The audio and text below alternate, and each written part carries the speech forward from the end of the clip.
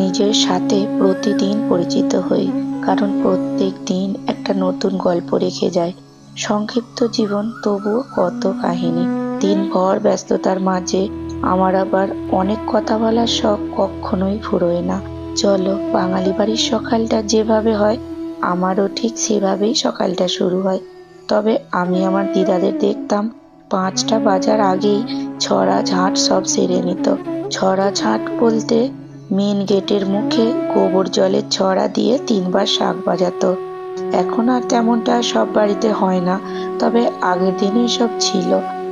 আমি তো যতটুকু শিখেছি দিদাদের কাছ থেকেই, তাই আমার বাড়িতে গোবর জলের ছড়া না দিলেও সকালে ছড়া দেওয়াটা আছে। সকাল সকাল পুজোটা সেরে নিলাম। আমাদের এখানে প্রায় এবার প্রত্যেক দিনই অল্প স্বল্প বৃষ্টি হতেই আছে, তাই গোপালের জামা কটা রোদ্দুর দেখিয়ে নিলাম। আসলে গোপালের জামা আমি রোজ রোজ ধুই না, তো তাই রোজ ধুলে জামাগুলো দেখতাম খুব তাড়াতাড়ি খারাপ হয়ে যাচ্ছে। তাই এখন আর রোজ রোজ ধুই না, একটু রোদ দেখিয়ে রেখে দিই। আমার এদিকের কাজ সারা হতে হতেই আমার বান্ধবী টুসি মায়ের কাছে পূজা দিতে এলো। আজ ওর ছেলের জন্মদিন, তাই ওর বাড়িতে রান্না বান্না সব কাজকর্ম সেরে তারপর মায়ের কাছে পুজো দিতে এসেছে। প্রথমে প্রসাদ নিয়ে যেয়ে ওর ছেলেকে খাওয়াবে, তারপর কোলে ভাত ধরে দেবে বলছে। সব মায়েদের মতন না জানি কত নিয়ম, না খেয়ে ভাত ধরে দিতে হয়। কেউ কেউ আবার বলে মেয়েদের পায়েস দিতে নেই।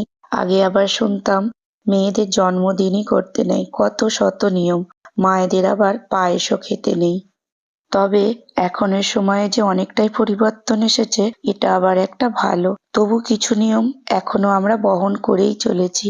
তা যাকগে, আমার রান্না বান্নাটাও সেরে নিই।